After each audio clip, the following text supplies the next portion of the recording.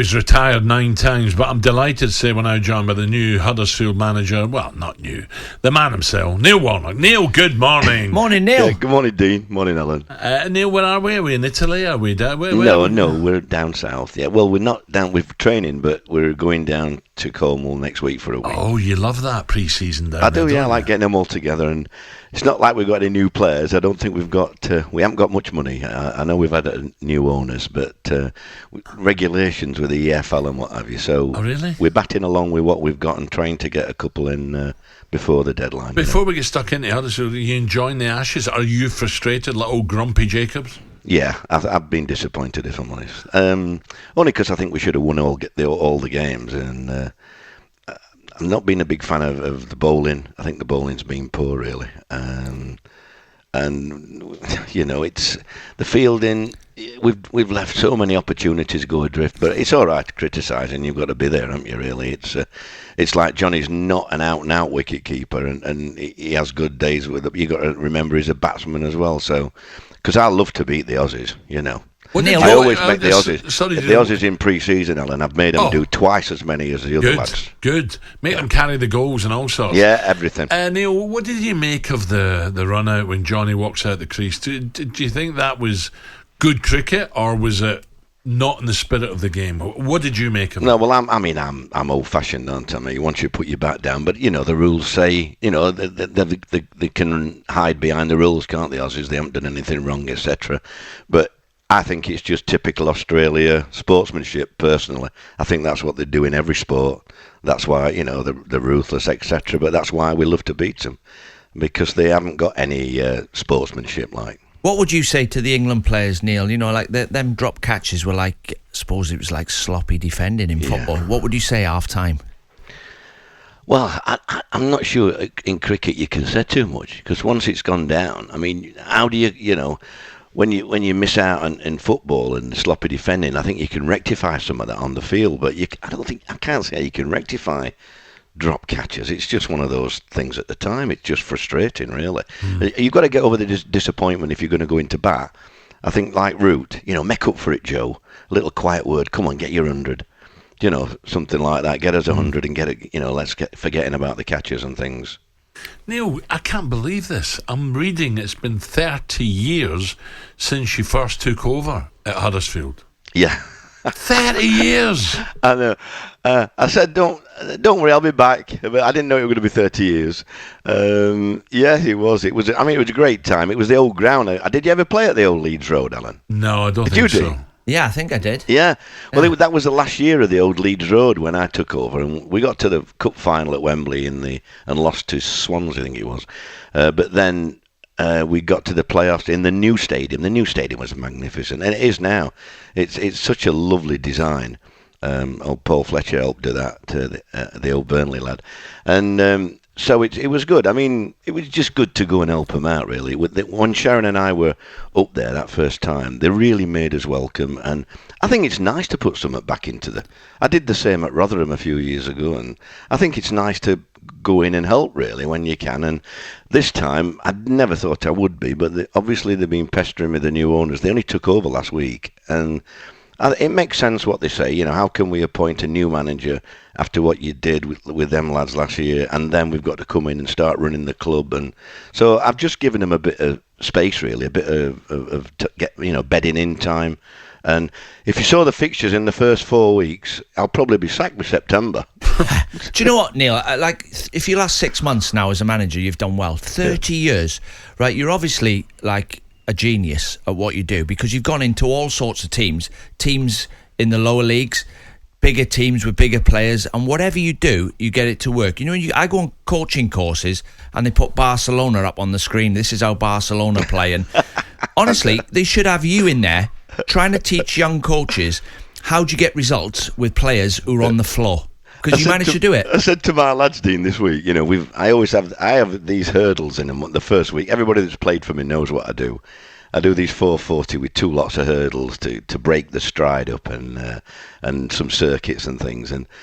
But you know, we start at 9:30 and we finish for 12. 12 o'clock, half 12, and that's it for the day.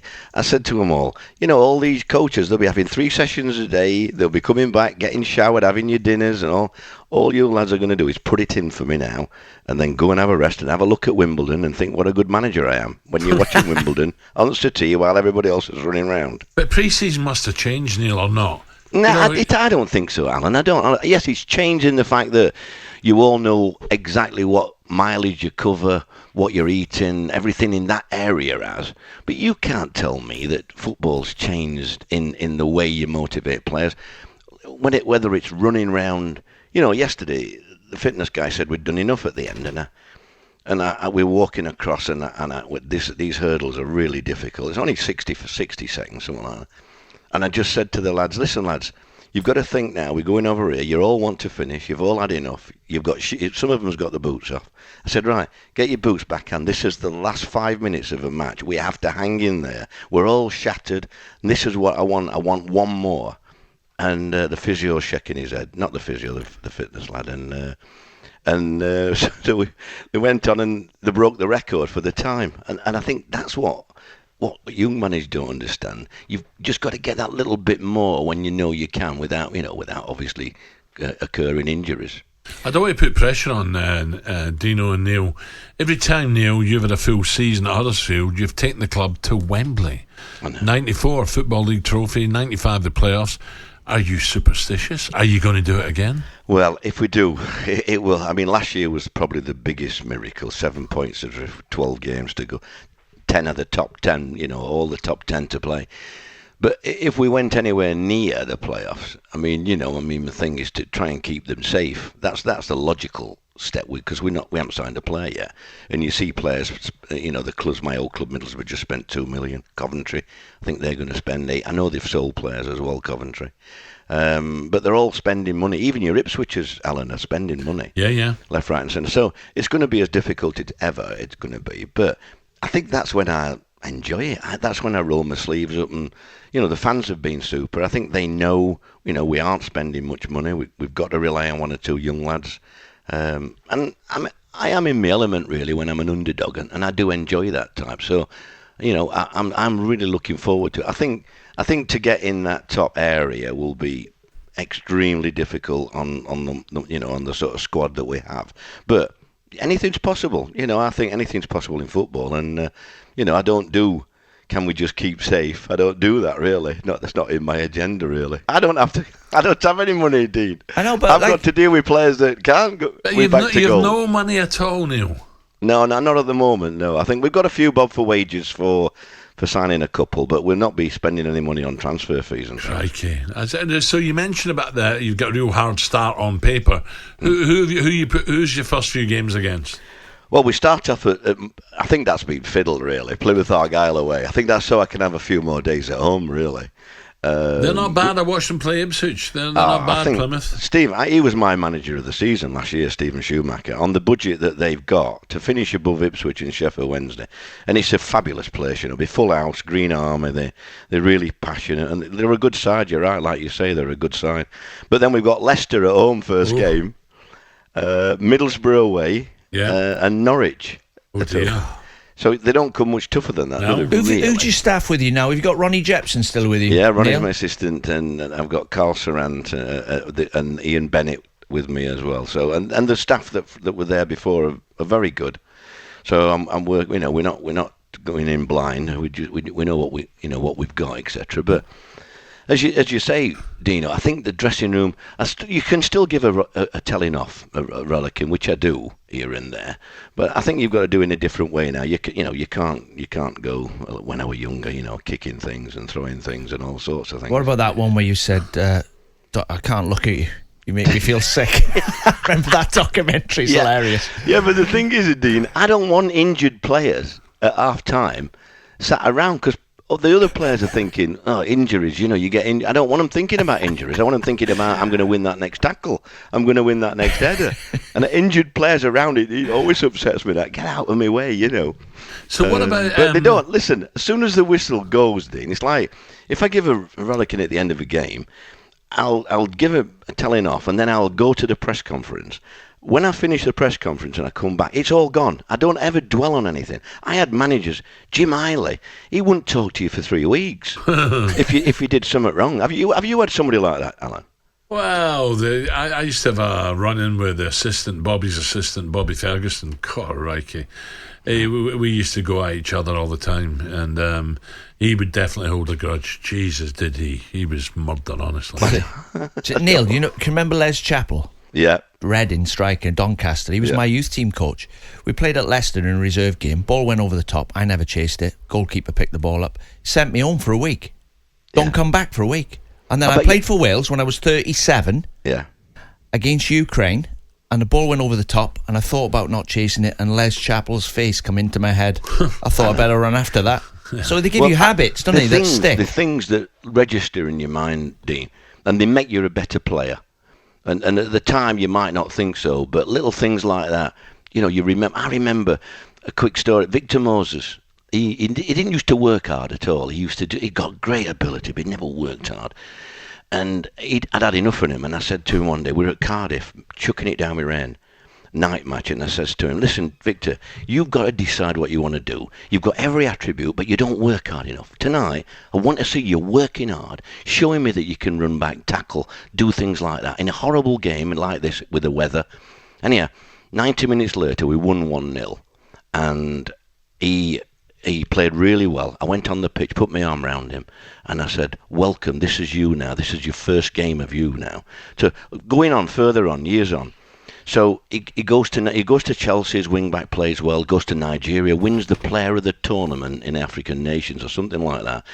And I text him straight after the tournament finished, and I put, congratulations, Victor, lovely to see. And within 4 minutes of that, can you imagine this, in another country, Dean, he texts me back saying, Gaffer, thank you for Cardiff.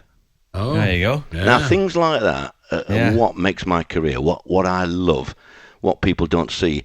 I love things like that about players. And because they don't forget. A lot of players don't forget, because I want them to enjoy themselves when they're playing for me. Yeah. Now, here's one for you, Neil. Have a listen to this. This is Azpilicueta announcing yesterday he was leaving Chelsea to go, get your Kleenex out, to go to Atletico Madrid. He posted this yesterday on social media to say goodbye to the fans. Difficult to express with words what I feel has been incredible, and I just thank you to everyone, because it couldn't happen without the help of a lot of people. What a journey! Those moments that I take with me, will last forever. This is my home, and I hope to see everybody here back one day. Neil, in October, when you get the tic-tac, like will you do one of them, Neil? Listen, let me just tell you. He made me bloody cry, him at Cardiff. He scores an offside goal, 2 yards offside. I can tell you now. Craig Pawson, let it go, Neil. Eddie Let Smart, it go. the linesman. I can remember the names as if it stuck on me. and we would have stayed up if he hadn't have he scored this offside goal, and the linesman said he couldn't quite see it, and there were no VAR. It was the year before. So. Yeah, I'm glad at least he can cry a bit now, innit? Keep crying. Neil, one last one. Saudi Arabia, what do you make of this? Everyone heading there. Well, everybody knows what they're going for. I'm happier with Hannah Dingley, if I'm honest, taking over at Forest Green. My granddaughter's 10-year-old Evie, and she loves football, Hannah. And I think it's great. And even if Anna's not successful, I think it's great for women. I think there'll be others now. So I'm right enjoying that. Lee Carsley, I'm looking forward to Saturday night. Wow. To the final. I haven't considered a goal. So there's some really good things. Saudi's just about money. Come on, there's nothing else involved, is there? No. So you go there. I think if you're struggling for a job anywhere else, I would imagine you go there.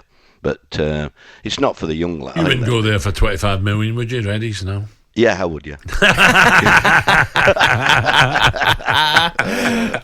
I'd leave Huddersfield tomorrow like a shot. Neil, good luck with the pre-season. Yeah. Always a pleasure. Thank good you. luck, Neil. See you, lads. talkSPORT Breakfast with Alan Brazil.